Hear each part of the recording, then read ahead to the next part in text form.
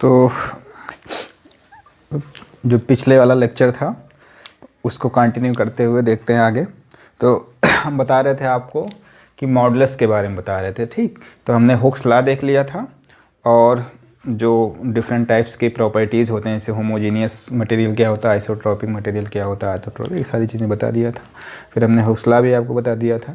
अब उसी के आगे देखते हैं कुछ मॉडुलस जो हैं उसके बारे में। हालांकि ऐसा कोई क्लासिफिकेशन नहीं होता, लेकिन आप समझने के लिए आप समझ सकते हैं कि जो मॉडुलस है, एक तो हो गया आपका मॉडुलस ऑफ इलास्टिसिटी जिसको आप ई से रिप्रेजेंट कर रहे हो, और एक हो गया आपका शियर मॉडुलस, या शियर मॉडुलस का ही एक और नाम होता है जो एग्ज़ाम में सबसे ज़्यादा पूछा जाता है, या जिससे क्वेश्चंस डिफरेंट तरीके से बनाए जाते हैं, इसी से बनता है, शियर मॉडुलस से या मॉडुलस ऑफ रिजिडिटी। दोनों का नाम एक ही है, आपको ध्यान देना कि इसको रिप्रेजेंट करते हैं कैपिटल जी से या कैपिटल सी से, कहीं कहीं कैपिटल जी से, कहीं कहीं कैपिटल सी से, जी सी, ठीक। तो इसको क्या बोलेंगे, शियर मॉडुलस भी बोलते हैं और मॉडुलस ऑफ रिजिडिटी बोलते हैं। ऐसे एक क्या है, बल्क मॉडुलस के है, direct stresses by volumetric stresses. अब इसके बारे में देखते हैं कि एक एक होता क्या है, कि जो मॉडुलस ऑफ इलास्टिसिटी है वो क्या होता है एग्जैक्टली में। तो आपको करना क्या है, सपोज कीजिए कि कोई एक मेंबर है, उस मेंबर में आपने सिर्फ एक्स डायरेक्शन में यानी लॉन्गिट्यूडनल डायरेक्शंस में ही लोड लगा रखा है, और सिर्फ जब आप लॉन्गिट्यूडनल डायरेक्शन में ही लोड लगाएंगे तो होगा क्या कि जो स्ट्रेन होगा एक्स डायरेक्शंस में तो होगा ही होगा, वाई डायरेक्शन में भी स्ट्रेन होगा, जेड डायरेक्शन में भी स्ट्रेन होगा, ठीक। तो वो सारी चीज़ें हम आगे आपको समझाएंगे। तो यहाँ पे क्या है कि लॉन्गिट्यूडनल डायरेक्शन में आपने स्ट्रेस लगाया, उसी को हम क्या बोल रहे हैं, स्ट्रेस इन लॉन्गिट्यूडनल डायरेक्शन बोल दिए, ठीक। उसके बाद क्या है, जो स्ट्रेन हो रहा है, यानी जब आप इस पर स्ट्रेस लगाओगे तो ये वाला जो मेंबर दिख रहा है, यानी जो इसकी लेंथ एल थी, अब एल ना रह के कुछ चेंज हो जाएगी, एल प्लस डेल्टा एल हो जाएगी। तो इससे जो आप स्ट्रेन निकालते हो, change in L by original length, तो उसको हम स्ट्रेन बोलते हैं। तो उसी के रेशियो को ही हम क्या कह देंगे, स्ट्रेन कह देंगे। यानी वो जो रेशियो आ रहा है उसी रेशियो को ही आप क्या बोल दोगे, स्ट्रेन बोल दोगे, ठीक। अब इसके बाद जो है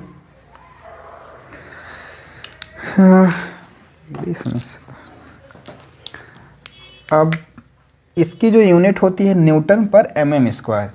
जो स्ट्रेस की यूनिट होती है, यानी स्ट्रेस की जो यूनिट आप जानते हो क्या होती है, न्यूटन पर mm स्क्वायर, या उसी को हम एमपीए बोलते हैं। और जो स्ट्रेन की यूनिट होती है, हमने बताया था ये क्या होती है, यूनिटलेस होती है। क्यों, क्योंकि change in L by L करते हो तो कट जाता है, यानी इसकी यूनिट ऊपर की यूनिट कट के 1 हो जाती है, ठीक। तो मॉडुलस ऑफ इलास्टिसिटी का मतलब क्या है कि जो आप स्ट्रेस अप्लाई करोगे सिग्मा, और जो स्ट्रेन होगा, यानी इसको आप ऐसे लिख सकते हो, E equal to sigma by strain. और हुक्स लॉ से ही हमने आपको बता दिया था कि यहाँ पे जो सिग्मा है उसको आप ऐसे भी लिख सकते हो, ठीक है। अब आते हैं शियर मॉडुलस पे, या मॉडुलस ऑफ रिजिडिटी क्या होता है। तो आपको सबसे पहले क्या लगाना है, शियर स्ट्रेस लगाना है। तो सपोज कीजिए कि एक सेक्शन लिया हमने, इतना है, ए से लेके बी तक है, और यहाँ तक सी है, ये क्या है, डी, एक एलिमेंट था। इस एलिमेंट पे ऊपर हमने एक शियर स्ट्रेस लगा दिया। तो जैसे शियर यानी उस प्लेन के अलॉन्ग जब आप फोर्स लगाओगे तो क्या करेगा, ये जो आपका मेंबर है, या इसको आप स्मॉल पीस ऑफ वुड कह सकते हो, इस जब स्ट्रेस लगाओगे तो ये क्या करेगा, डिफ्लेक्ट होगा, यानी डिफ्लेक्शन जो हो रहा है इसमें स्ट्रेन आ रहा है फाई, ठीक। और इस स्ट्रेन को आप कैसे मेजर करते हो ये आगे आपको बताया जाएगा। उसको कहते हैं हम स्ट्रेन रोसेट, यानी इसको जो मेजर किया जाता है, एक इंस्ट्रूमेंट है उसका नाम है स्ट्रेन रोसेट, स्ट्रेन रोसेट। उस स्ट्रेन रोसेट से आप ये जो डिस्टेंस देख रहे हो, ये वाली डिस्टेंस, ये यल फाइनल है, इसको आप क्या बोल सकते हो, यल फाइनल बोल सकते हो। और यहाँ पे यल क्या था, यल इनिशियल था।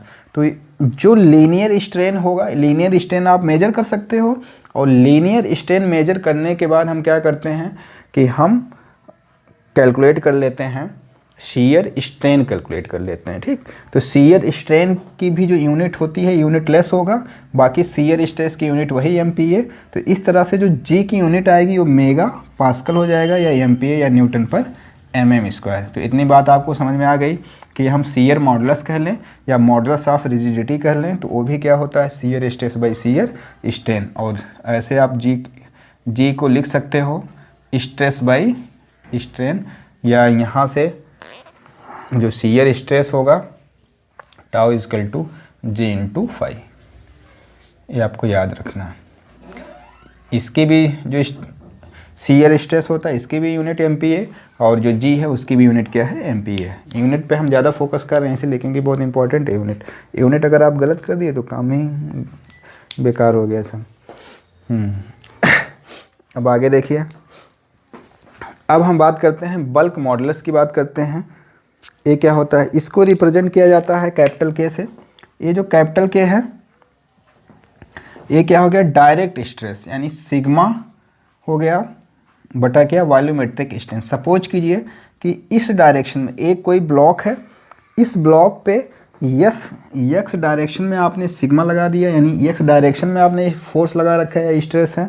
और यहाँ पे क्या है, वाई डायरेक्शन में भी स्ट्रेस है, सिग्मा वाई भी है, सिग्मा एक्स है, और जेड डायरेक्शन में भी क्या है, स्ट्रेस है, सिग्मा इन जेड डायरेक्शन में भी है। ठीक, हम सपोज कर लेते हैं कि sigma X is equal to sigma Y is equal to sigma Z is equal to sigma, हमने सपोज कर लिया। तो क्या हो जाएगा, तो जो बल्क मॉडुलस ऑफ इलास्टिसिटी के होगी डायरेक्ट स्ट्रेस सिग्मा हो गया, तीनों इक्वल हैं। उसके बाद क्या हो जाएगा, नीचे वॉल्यूमेट्रिक स्ट्रेन हो जाएगा। वॉल्यूमेट्रिक स्ट्रेन का क्या मतलब है कि सपोज कीजिए कि ये जो ब्लॉक आप क्यूब देख रहे थे इसकी वॉल्यूम पहले 10 सेंटीमीटर क्यूब थी, बाद में जब इस पर आप स्ट्रेस लगाए तो वॉल्यूम जाहिर सी बात है कम हो जाएगी। तो सपोज कीजिए वो हो गई 8 सेंटीमीटर क्यूब हो गई। ठीक, तो इसमें जो स्ट्रेन होगा वॉल्यूमेट्रिक जो स्ट्रेन होगा चेंज इन वॉल्यूम बटा टोटल वॉल्यूम, यही होगा वॉल्यूमेट्रिक स्ट्रेन। तो चेंज इन वॉल्यूम कितना हो रहा है, 10 सेंटीमीटर से घट के 8 सेंटीमीटर हो गया। तो 2 सेंटीमीटर क्यूब का स्ट्रेन हो रहा है। तो 2 बाई ओरिजिनल कितना था, 10 था, तो 10 से डिवाइड कर दो तो कितना हो जाएगा, 0.2 हो जाएगा, यही है। ठीक है, 0.2 क्या हो गया, वॉल्यूमेट्रिक स्ट्रेन आ गया। ठीक, तो कहने का मतलब है वॉल्यूमेट्रिक स्ट्रेन आपको समझ में आ गया क्या होता है। तो डायरेक्ट स्ट्रेस समझ लीजिए कि 10 MPa है, अगर कोई एग्जांपल के लिए वॉल्यूमेट्रिक स्ट्रेन आपने निकाला 0.2 हो गया, तो डिवाइड कर देंगे तो कितना आ जाएगा, 50 आ जाएगा जब ओवरऑल निकालेंगे। तो यही होता है हमारा वॉल्यूमेट्रिक स्ट्रेन सिग्मा V। इसी को कहते हैं हम बल्क मॉडुलस बोलते हैं, और इसकी भी बल्क मॉडुलस की भी यूनिट क्या होती है, वही MPa होती है। अब एक और भी आप समझ सकते हैं, सपोज कीजिए कि ये वाटर है, वाटर में हमने एक स्फेयर लिया है, कोई फुटबॉल वगैरह है ऐसे ले लिया है। अब वाटर में जो आप पास्कल्स लॉ क्या कहता है, सिग्मा यहाँ पे भी लगेगा, सिग्मा यहाँ पे भी लगेगा, सिग्मा यहाँ पे भी लगेगा, सिग्मा यानी ये जो फुटबॉल वो छोटा सा है, तो आप सिग्मा चारों तरफ से जो लग रहा है आप समझ सकते हैं कि उस पर हाइड्रोस्टैटिक फोर्स लग रहा है, sigma gamma of water into H. ठीक, तो यही सिग्मा है, हाइड्रोस्टैटिक्स केस में हो गया। अब चेंज इन वॉल्यूम जब इस पर लगेगा तो सपोज कीजिए कि वॉल्यूम थोड़ा सा कम हो गया, तो अब इसी को आप ऐसे भी लिख सकते हो, यानी के इजकल टू सिग्मा बटा स्ट्रेन इन वॉल्यूम, और स्ट्रेन इन वॉल्यूम का मतलब आप समझते हो। ठीक है, अब इससे एक क्वेश्चन बनता है, जैसे कहते हैं क्या बल्क मॉडुलस ऑफ इलास्टिसिटी जो के की वैल्यू है, अगर हम डायरेक्ट स्ट्रेस की वैल्यू बढ़ा दें या हाइड्रोस्टैटिक्स जो लोडिंग है यहाँ पे जो सिग्मा है अगर हम इंक्रीज़ कर दें तो के की वैल्यू, के विल बी इंक्रीजिंग, के विल डिक्रीज, के कांस्टेंट और नन ऑफ दिस। तो के क्या हो जाएगा, यानी बल्क मॉडुलस क्या हो जाएगा, बढ़ जाएगा, घट जाएगा, या वही रहेगा, या कुछ हो जाएगा, बताइए। ठीक, तो ये क्या है, बल्क मॉडुलस हो गया, चाहे शियर मॉडुलस हो गया, चाहे मॉडुलस ऑफ इलास्टिसिटी हो गया। ये क्या है, मटेरियल की प्रॉपर्टीज़ होती है। किसकी प्रॉपर्टीज़ होती है, मटेरियल की प्रॉपर्टीज़ होती है। तो क्या होती है, कांस्टेंट होती है, यानी जितने भी मॉडुलस हैं, जितने भी मॉडुलस हों क्या होते हैं, कांस्टेंट होते हैं, कांस्टेंट होते हैं, वो एक फिक्स वैल्यू होती है।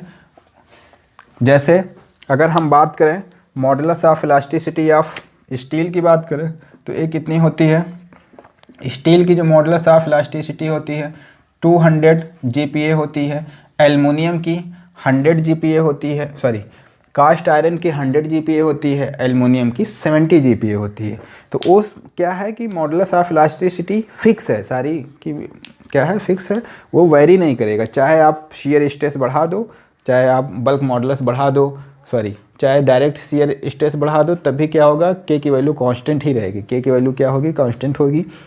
यहाँ पे भी शियर जो जी की वैल्यू है, चाहे शियर स्ट्रेस आप बढ़ा भी दोगे तब भी क्यों होती है, ऐसा क्यों हो रहा है, क्योंकि आप जैसे देखिए, मैं यहाँ पे देखिए, जैसे आप स्ट्रेस बढ़ाओगे तो स्ट्रेन भी क्या होती है, सेम रेशियो में इंक्रीज हो जाती है। जितना आप स्ट्रेस बढ़ाओगे उतना स्ट्रेन हो जाएगा, जितना आप शियर स्ट्रेस बढ़ाओगे उतना शियर स्ट्रेन हो जाएगा, जितना आप डायरेक्ट स्ट्रेस बढ़ाओगे उतना वॉल्यूमेट्रिक स्ट्रेन हो जाएगा।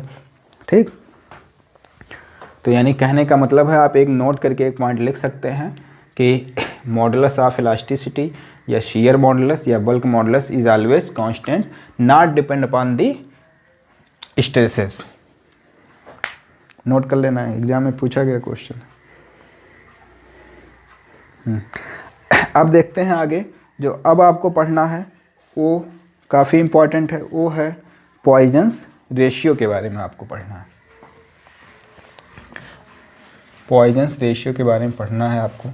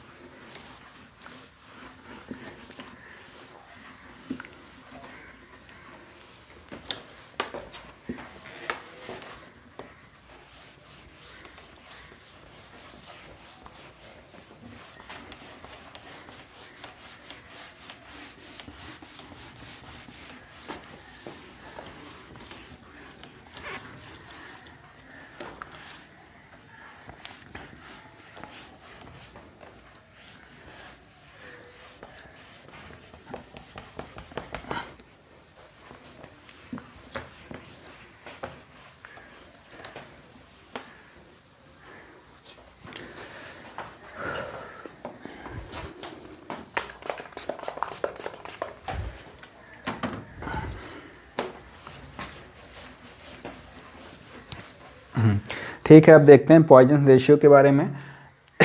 जब आप पॉइजन्स रेशियो जान जाएंगे तो यहाँ पे एक कुछ चीज़ें और बतानी थी। जो बल्क मॉडुलस ऑफ इलास्टिसिटी, आपने के की वैल्यू देखा कि के की वैल्यू क्या होती है अगर आपका कोई भी मटेरियल इनकम्प्रेसिबल हो। ठीक, तो उसको हम आगे डिस्कस करेंगे जब आप सीख जाएंगे पॉइजन्स रेशियो वगैरह क्या होता है तब। तो नेक्स्ट जो है वो है Poisson ratio.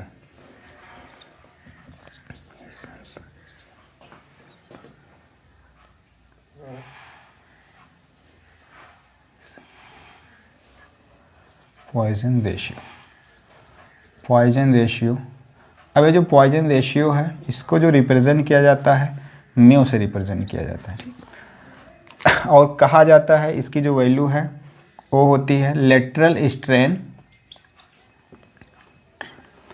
Strain by longitudinal strain, longitudinal strain. ठीक, lateral strain by longitudinal strain. आगे यहाँ पे माइनस लगा हुआ है। अब ये जो पॉइजन्स रेशियो हो, लेटरल स्ट्रेन और लॉन्गिट्यूडनल स्ट्रेन, यानी सबसे पहले आपको पता होना चाहिए पॉइजन्स रेशियो जानने के लिए कि जो लेटरल स्ट्रेन है वो क्या होती है और लॉन्गिट्यूडनल स्ट्रेन क्या होती है। तो लॉन्गिट्यूडनल स्ट्रेन तो आप जानते हैं, लेटरल क्या होती है वो भी देख लीजिए। यानी अगर हम आपको बताएं कि जो स्ट्रेन है ये 3 तरीके के स्ट्रेन होते हैं। एक तो हो गया आपका लॉन्गिट्यूडनल स्ट्रेन जो आप जान रहे हो, लॉन्गिट्यूडनल, और दूसरा क्या हो गया लेटरल, और तीसरा क्या हो गया शियर स्ट्रेन हो गया, शियर स्ट्रेन हो गया। ठीक, तो एक बार इसको देख लीजिए फिर हम उसको एक्सप्लेन करते हैं। तो लॉन्गिट्यूडनल स्ट्रेन क्या है, जैसे सपोज कीजिए ये आपका मेंबर है,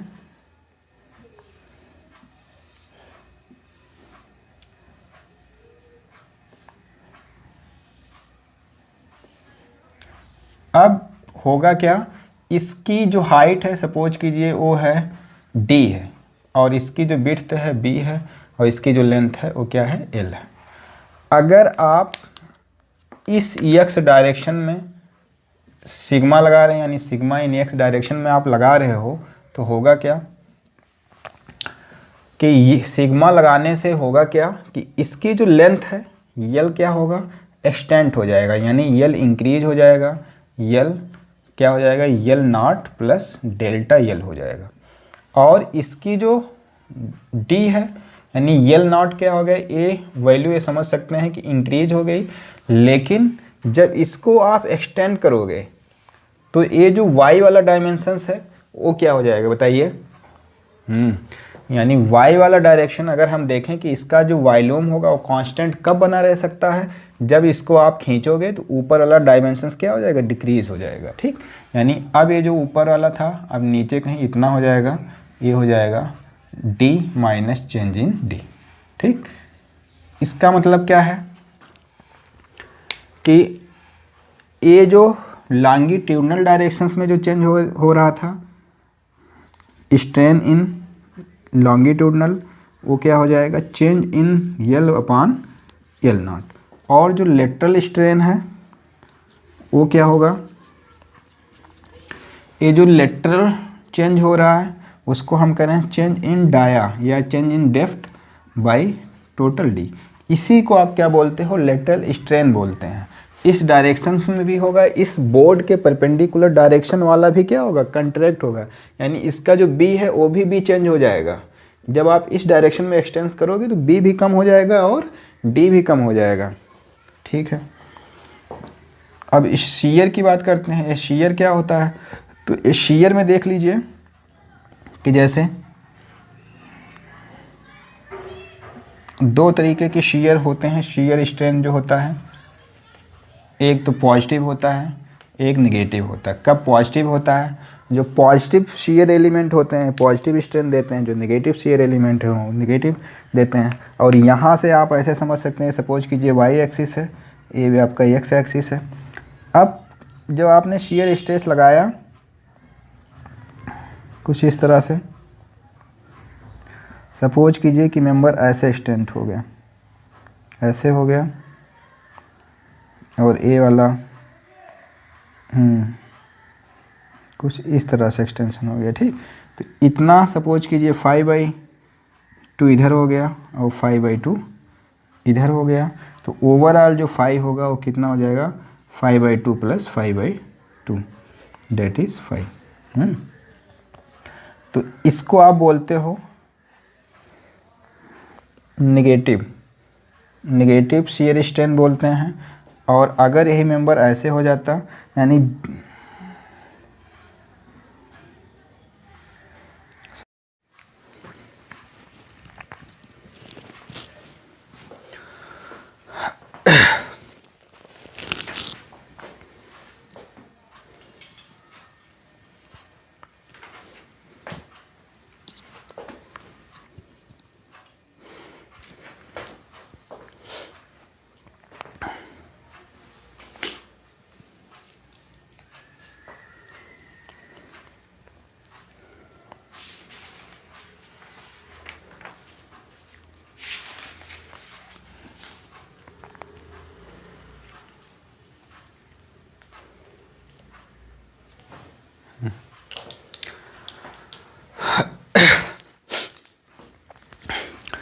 तो कल हमने आपको बता दिया था कि हुक्स लॉ के बारे में बताया था कि हुक्स लॉ क्या होता है, और उसके बाद हमने कुछ मॉडुलस के बारे में आपको बता दिया था, जैसे मॉडुलस ऑफ इलास्टिसिटी क्या होता है, शियर मॉडुलस क्या होता है, बल्क मॉडुलस क्या होता है, या फिर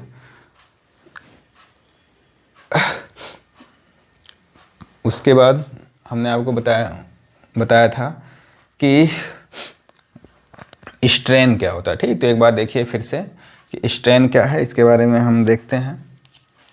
हालांकि एक बार हमने स्ट्रेन बता दिया है, पर यहाँ पे हमको बताना है आपको पॉइजन रेशियो। जो आज अभी आपको बताया जाएगा वो क्या है, पॉइजन रेशियो के बारे में बताया जाएगा कि पॉइजन रेशियो क्या होता है। ठीक, तो आपको तो पता ही होगा पॉइजन रेशियो के बारे में, फिर भी एक बार हम अच्छे से देखते हैं कि ये जो पॉइजन रेशियो है ये कहता है एक रेशियो है, किसका रेशियो है, लेटरल स्ट्रेन का और लॉन्गिट्यूडनल स्ट्रेन का। ठीक, तो पहला जो पॉइजन रेशियो हो गया उसमें आपको सिर्फ एटलीस्ट इतना याद ही रखना है कि ऊपर क्या है, लेटरल है, लेटरल है और नीचे क्या है, लॉन्गिट्यूडिनल स्ट्रेस है, ठीक, स्ट्रेन है। जनरली क्या होता है कि जब आप लॉन्गिट्यूडिनल लोडिंग करते हो तो लॉन्गिट्यूडिनल जो स्ट्रेन होता है वो थोड़ा सा ज़्यादा होगा with respect to lateral strain. तो ऊपर कम होगा और नीचे क्वांटिटी क्या होती है, ज़्यादा होती है। ऊपर कम और नीचे क्या, ज़्यादा। तो इसकी जो वैल्यू आएगी वो, यानी आप कम बाई जब ज़्यादा करोगे तो जाहिर सी बात है 1 से कम ही आएगी, यानी इसकी जो वैल्यू होती है लेस देन 1 होती है। तो अभी ऐसे समझ सकते हो बाय दी फार्मूले से। पर इसको एग्जैक्ट इसके बारे में समझने के लिए जैसे कहा जाता है कि जो पॉइजन रेशियो की जो वैल्यू है वो लाई करता है 0 से 0.5 के बीच में, या -1 से लेके 0.5 के बीच में। तो अभी सारी चीज़ें हम देखेंगे कि कब -1 से लेके 0.5 तक लाई करता है, कब 0 से लेके 0.5 तक लाई करता है, ठीक। तो यहाँ पे लॉन्गिट्यूडिनल स्ट्रेन है, इसके बारे में आप जानते हो। लेटरल स्ट्रेन के बारे में भी हम थोड़ा सा भी बता दे रहे हैं। तो हम देखते हैं क्या, सपोज कीजिए कि आपने कोई एक मेंबर लिया है, ऐसा कोई एक प्रिज्मेटिक मेंबर है। इस मेंबर में इस डायरेक्शंस में, यानी एक्स के डायरेक्शन में आपने कोई स्ट्रेन लगाया, स्ट्रेन इन एक्स डायरेक्शन। तो जब आपने स्ट्रेन इन एक्स डायरेक्शंस में लगाया तो अब क्या होगा, इसको सपोज कीजिए कि इसकी जो इनिशियल लेंथ थी वो एल थी और जो विड्थ था ये बी है और इसकी जो डेप्थ है या हाइट है वो क्या है, डी है, ठीक। अब होगा क्या, अब होगा क्या कि जब आप इसमें लॉन्गिट्यूडिनल स्ट्रेसेस लगाओगे तो इस डायरेक्शंस में, यानी स्ट्रेन इन एक्स डायरेक्शंस में तो होगा ही होगा, ये तो आपको पता ही है। स्ट्रेन इन एक्स डायरेक्शन में क्या हो जाएगा कि जब आप इस पे स्ट्रेस लगाओगे तो ये लेंथ क्या होगा, थोड़ा सा एक्सटेंड हो जाएगा। सपोज कीजिए इतना एक्सटेंशन इधर हो गया, डेल्टा इन एक्स इस बाई थोड़ा सा एक्सटेंशन इधर हो गया, ठीक। या सीधे सीधे हम एक ही डायरेक्शन में एक्सटेंशन दिखा रहे हैं, डेल्टा एक्स आपका इधर हो गया, ठीक। दोनों ही डायरेक्शन में दिखाओ। एक्चुअली में जब आप लोडिंग दोनों डायरेक्शन में करते हो तो एक्सटेंशन आधा 50% लेफ्ट में, राइट में होता है, 50% लेफ्ट में होता है। तो डेल्टा एक्स बाई 2 इधर हो गया, डेल्टा एक्स बाई 2 हो गया, यानी इधर भी थोड़ा बहुत एक्सटेंशन हो जाएगा और इधर भी हो जाएगा, ठीक।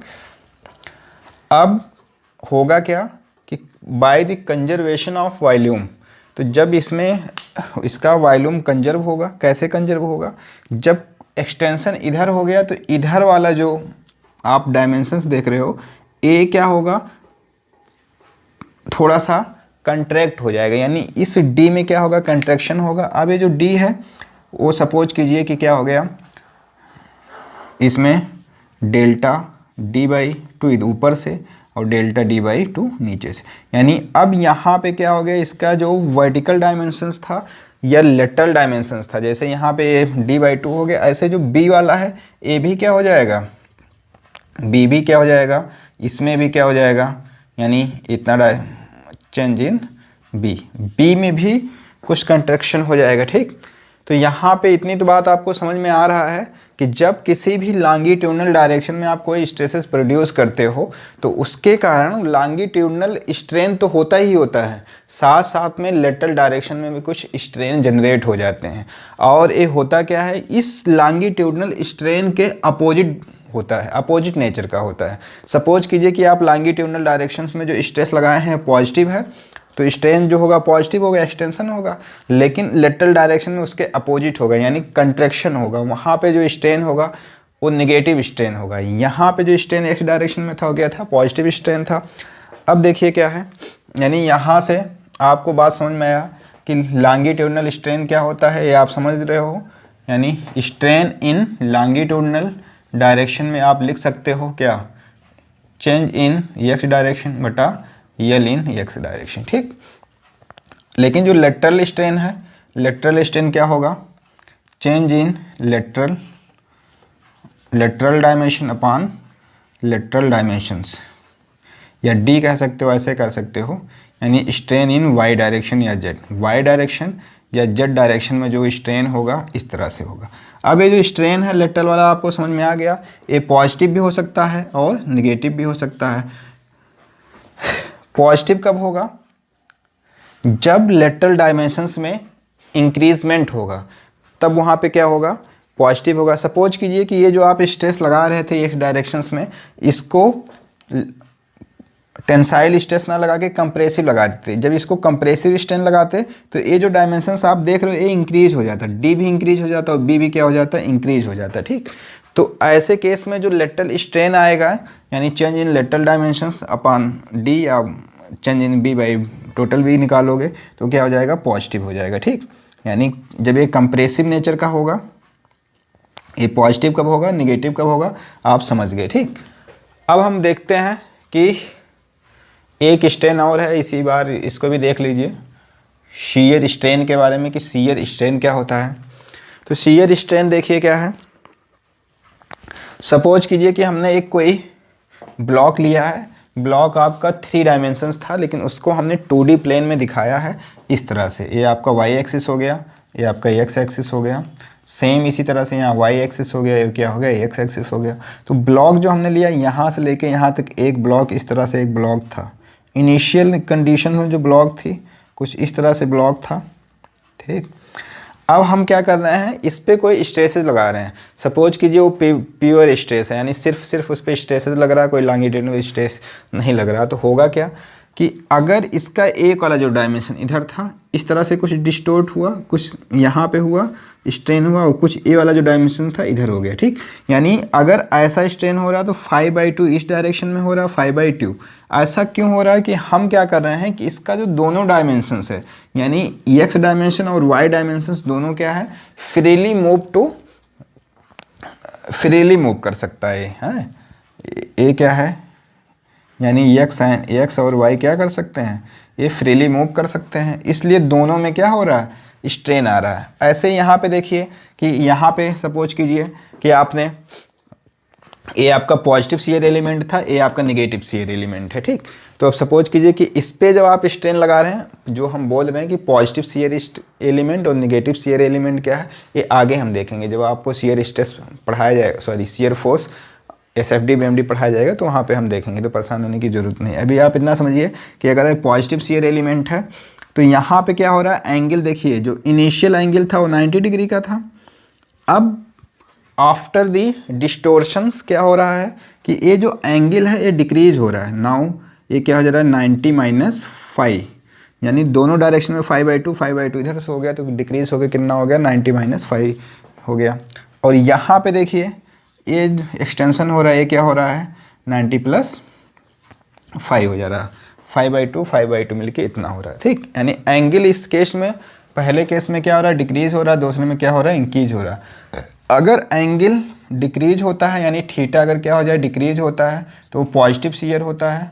और अगर एंगल आपका यानी अगर थीटा क्या हो जाए, थीटा इंक्रीज हो जाए तो निगेटिव शियर होता है। ऐसे भी आप समझ सकते हैं कि पॉजिटिव शियर कब होगा, जब एंगल क्या हो जाए, डिक्रीज हो जाए, और नेगेटिव शियर क्या हो जाए, जब एंगल आपका इंक्रीज हो जाए। या ऐसे भी समझ सकते हैं कि पॉजिटिव शियर, ये आपका पॉजिटिव शियर एलिमेंट है, ये आपका नेगेटिव शियर एलिमेंट है।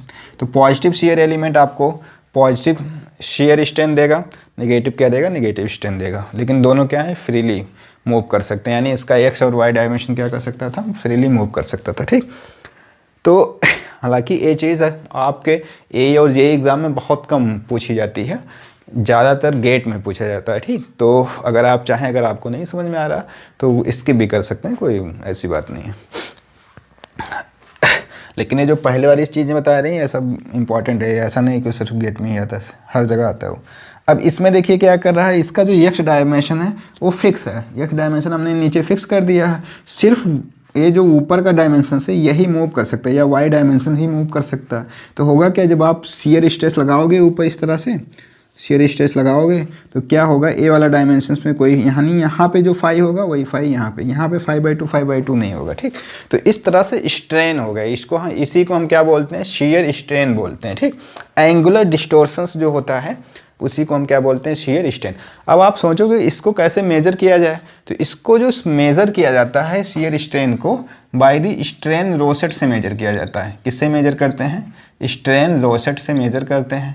ये भी जब आपको आगे पढ़ाया जाएगा तो उसमें आप देखोगे कि स्ट्रेन रोसेट क्या होता है। ठीक, स्ट्रेन रोसेट क्या होता है कि एक ऐसा इंस्ट्रूमेंट है जिससे आप लीनियर स्ट्रेन मेजर करते हो, यानी डायरेक्ट आप एंगल नहीं मेजर करोगे या प्रिंसिपल स्ट्रेन नहीं मेजर करोगे, सॉरी, आप क्या करते हो, लीनियर स्ट्रेन मेजर करोगे। लीनियर स्ट्रेन आप समझते ही हैं क्या है, और उस लीनियर स्ट्रेन से हम कैलकुलेट कर लेते हैं क्या, प्रिंसिपल स्ट्रेन या फिर शीयर स्ट्रेन कैलकुलेट किया जाता है। जैसे सपोज कीजिए कि आपने लीनियर स्ट्रेन से सपोज कीजिए कि यहाँ से निकाल लिया φ1, हम समझाएंगे आगे कि φ1 क्या होता है, इसको बोलते हैं प्रिंसिपल स्ट्रेन बोलते हैं। ये φ2 प्रिंसिपल स्ट्रेन हो, जैसे आपने नाम सुना होगा, जो लोग कुछ पढ़े हैं उनको पता होगा, जैसे प्रिंसिपल स्ट्रेस होता है सिग्मा 1 होता है, ऐसे प्रिंसिपल स्ट्रेन है, जैसे सिग्मा 2 होता है प्रिंसिपल स्ट्रेस है, ऐसे ये भी होता है। अब इनका अगर आप डिफरेंस ले लो, इन दोनों का क्या ले लो, डिफरेंस ले लो, तो यही होता है फाई मैक्सिमम होता है। क्या हो जाता है, फाई मैक्सिमम। जैसे आपने सुना होगा टाउ मैक्सिमम इजकल टू क्या होता है, टाउ मैक्सिमम इजकल टू होता है सिग्मा 1 माइनस सिग्मा 2 बाई 2 होता है। ठीक, तो इसी तरह से जैसे हमने यहाँ पे लिखा है tau maximum is equal to sigma 1 minus sigma 2 by 2, ऐसे जो फाई मैक्सिमम होता है, यानी जो मैक्सिमम प्रिंसिपल स्ट्रेन जो होता है, मैक्सिमम शीयर स्ट्रेन जो होता है, वो प्रिंसिपल स्ट्रेन का क्या होता है, डिफरेंस होता है। ध्यान देना है, यहाँ बाई 2 नहीं है, यहाँ पे बाई 2 होता है। ठीक, ये सारी चीज़ें जब हम आपको प्रिंसिपल स्ट्रेस और स्ट्रेन पढ़ाएंगे तो वहाँ आपको समझ में आ जाएगा कि ये सारी चीज़ें कैसे होती हैं। बाकी यहाँ परेशान होने की कोई ज़रूरत नहीं है, यहाँ पे आगे धीरे धीरे सब समझ में आ जाएगा आपको। चलिए ठीक है, आगे देखते हैं।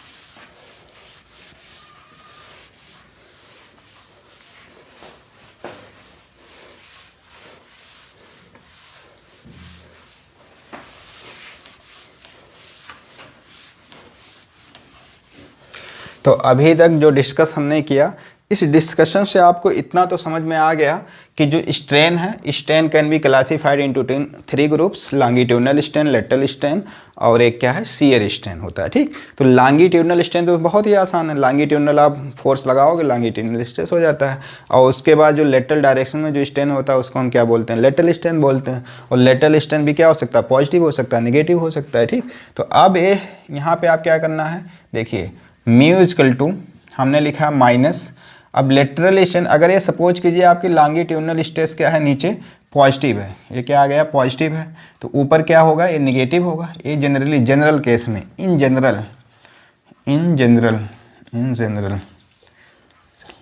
या फॉर इंजीनियरिंग मटेरियल, या आर फॉर इंजीनियरिंग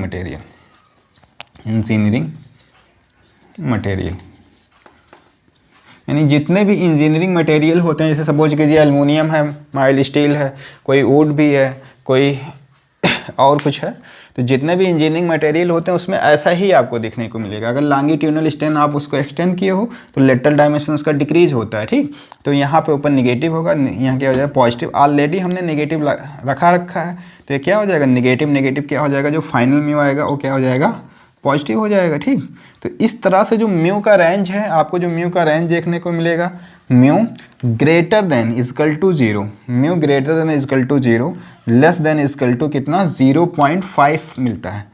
इसकी जो वैल्यू है आपको समझ में आ गई होगी कि म्यू जो होगा greater than is equal to 0, less than is equal to 0.5 होता है। और ये जो 0.5 है for plastic material, for plastic material. ठीक, फॉर प्लास्टिक मटेरियल हो गया, उसके लिए क्या होता है, आर, यानी पहला क्या हो गया, फॉर प्लास्टिक मटेरियल, या फिर कितना हो सकता है, 0.5, यानी किसके लिए, और फॉर इनकम्प्रेसिव,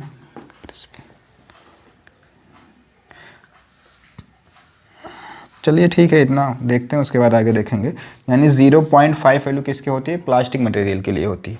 अब कुछ मटेरियल के लिए पॉइजन्स रेशियो एग्जाम में पूछा जाता है, जैसे देखिए पॉइजन्स रेशियो, अब हम उससे बताने से पहले हम देख लेते हैं कि एक रेंज तो हमने इतना लिख दिया, एक रेंज ऐसा भी होता है 0 - 1 से लेके ग्रेटर देन इक्वल टू कितना 0.5, यानी इसकी जो अपर लिमिट है दोनों में इक्वल है, लेकिन एक में -1 तक है, एक में क्या है 0.5। जैसे सपोज कीजिए कि आप एक लाइन जो क्लास 9th वगैरह में आप पढ़ते हो नंबर सिस्टम्स, उसमें देखें यहाँ पे 0 है, इसके पहले कितना हो जाएगा -1 हो जाएगा, यहाँ पे 1 हो गया, यहाँ पे 1 हो गया, तो यहाँ पे कितना आएगा 0.5।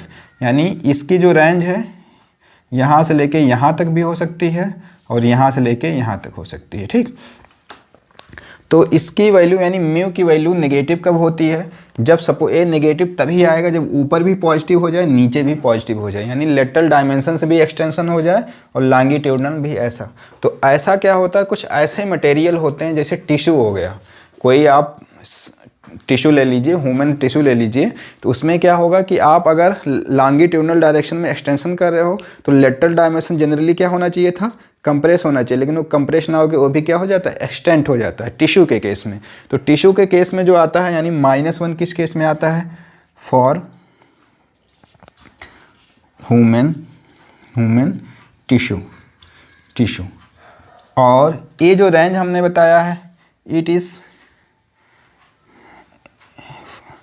फॉर ऑल इंजीनियरिंग मटेरियल, जितने भी इंजीनियरिंग मटेरियल होते हैं उस मटेरियल के लिए, यानी फॉर ऑल इंजीनियरिंग मटेरियल के केस में क्या होगा, फॉर ऑल इंजीनियरिंग मटेरियल के केस में यही वाला रेंज आपको दिखेगा, या इसको प्रैक्टिकल रेंज भी कह सकते हो, प्रैक्टिकल रेंज भी बोलते हैं। लेकिन क्या, ए वाला जो रेंज है इसको आप थ्योरेटिकल रेंज बोलते हो, theoretical range of Poisson ratio. यानी कहने का मतलब ये है कि अगर आपसे एग्ज़ाम से पूछ लिया जाए कि पॉइजन रेशियो लाई 0 to 0.5 या -1 से, दोनों ऑप्शन में हो, और भी दिया रहेगा वो 1 से 2, 2, 3 वगैरह, तो वो सब तो गलत हो जाएंगे। बाकी आपको इन दोनों में से जो मोस्ट अप्रोप्रिएट है वो क्या है, मोस्ट अप्रोप्रिएट जो आंसर है वो आपको इसी पे टिक करना है, यही आपका क्या हो जाएगा, मोस्ट अप्रोप्रिएट हो जाएगा। क्योंकि फॉर प्रैक्टिकल रेंज या जो इंजीनियरिंग मटेरियल होते हैं उसके लिए इतना होता है, लेकिन -1 किस केस में हो जाएगा, ह्यूमन टिश्यूज़ वगैरह के केस में होता है, थ्योरेटिकल रेंज है, ठीक। तो इतना तो आपको अभी तक समझ में आ गया होगा डिस्कशन से कि पॉइजन रेशियो क्या है, it is ratio of lateral, ऊपर लेटरल होगा, नीचे क्या होगा, लॉन्गिट्यूडनल होगा।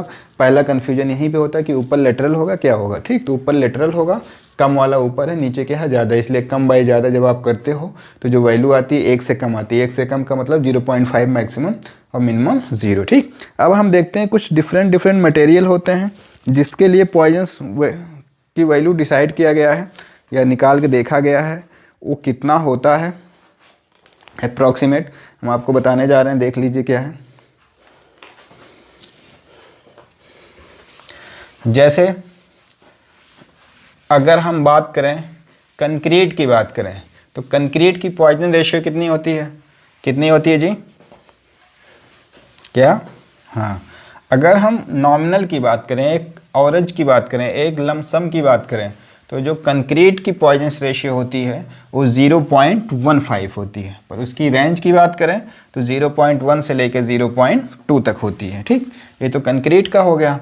ऐसे यदि हम बात करें कॉर्क की बात करें, कॉर्क जैसे μ = 0 होता है फॉर कॉर्क, और μ = 0.1 से लेके 0.2 तक, या कह सकते हो कितना 0.15 फॉर किसके लिए, कंक्रीट के लिए, फॉर कंक्रीट। और म्यू की वैल्यू कास्ट आयरन के लिए कितनी हो जाएगी, 0.2 से लेके 0. हाँ, कास्ट आयरन के लिए कितनी होती है,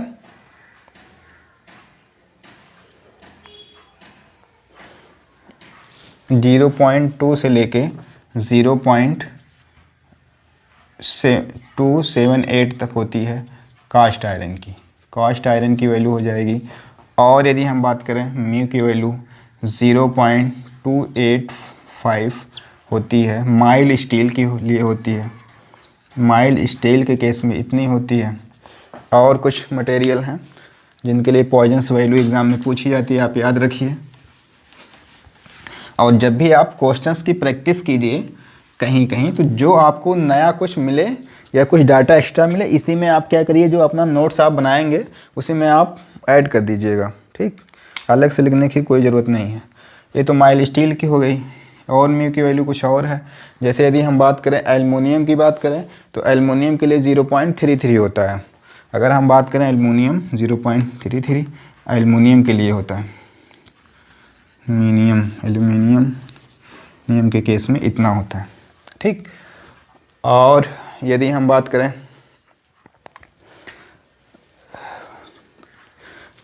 0.5 म्यू इक्वल टू 0.5 किसका होता है, फॉर प्लास्टिक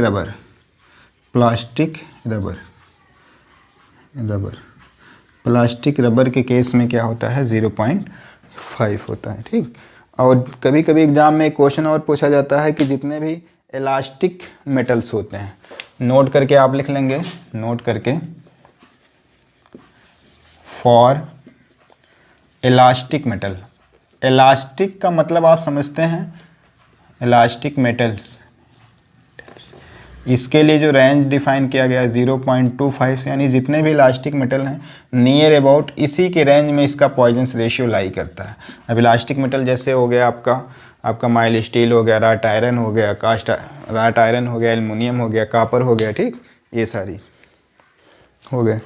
और एक चीज़ आप कह सकते हो कि जो डक्टाइल मेटल होते हैं, म्यू फॉर डक्टाइल के लिए ज़्यादा होता है, म्यू फॉर ब्रिटल। जैसे एग्जाम्पल के लिए कंक्रीट का कितना हो गया, कंक्रीट का 0.15 किसका, कंक्रीट का हो गया।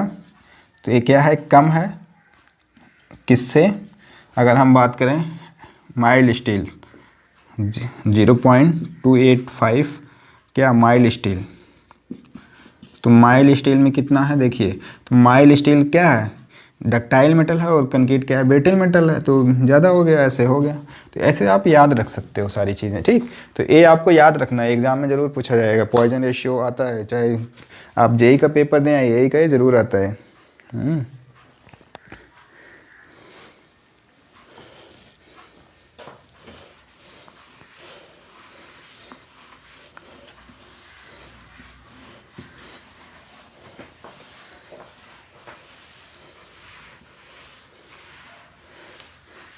अब हम बात करते हैं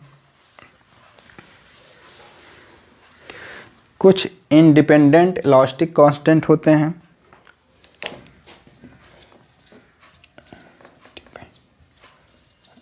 इंडिपेंडेंट इलास्टिक कांस्टेंट होते हैं, कांस्टेंट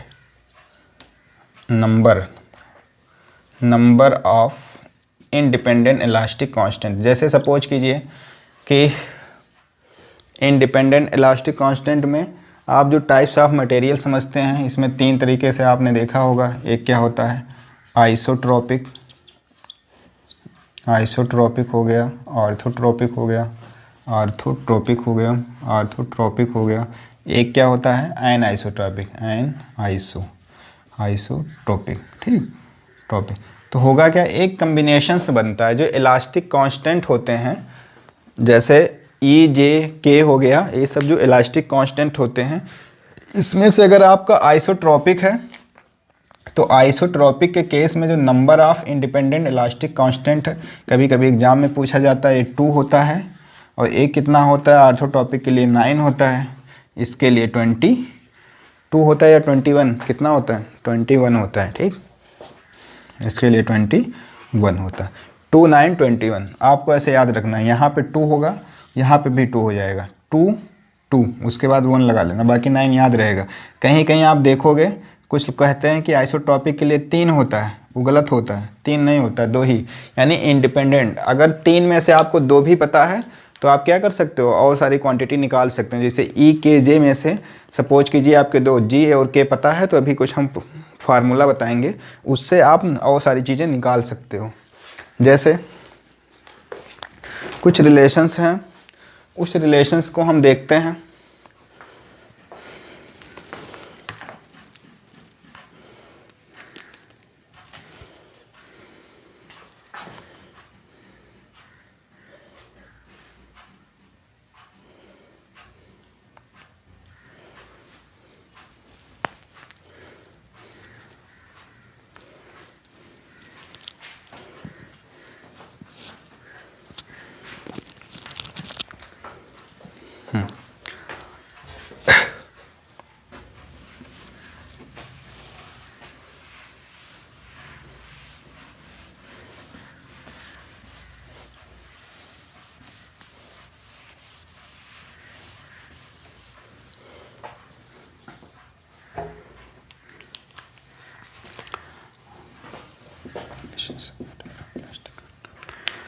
नेक्स्ट जो आपको पढ़ना है वो क्या पढ़ना है, रिलेशन पढ़ना है, रिलेशंस पढ़ना है, रिलेशंस ऑफ डिफरेंट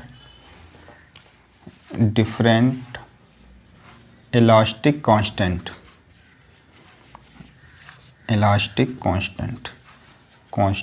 जैसे जो आप 3 पढ़ते हो, ई आप जानते हो मॉडुलस ऑफ इलास्टिसिटी, जी क्या होता है, जी या इसी को सी भी बोलते हैं, क्या होता है मॉडुलस ऑफ रिजिडिटी या शेयर मॉडुलस बोलते हैं। इसके 2 नाम हैं, फिर से एक बार लिख लो, मॉडुलस ऑफ रिजिडिटी या शेयर मॉडुलस बोलते हैं। इसके बाद के की वैल्यू होती है, के हो गई, म्यू हो गई, इन में सब रिलेशंस पूछा जाता है। ठीक, तो इनमें जो रिलेशंस है उसके बारे में हम देखेंगे कि इनमें जो रिलेशंस है वो क्या है क्या नहीं है, वो सारी चीज़ें हम एक्सप्लेन करेंगे। ठीक, तो अब देखिए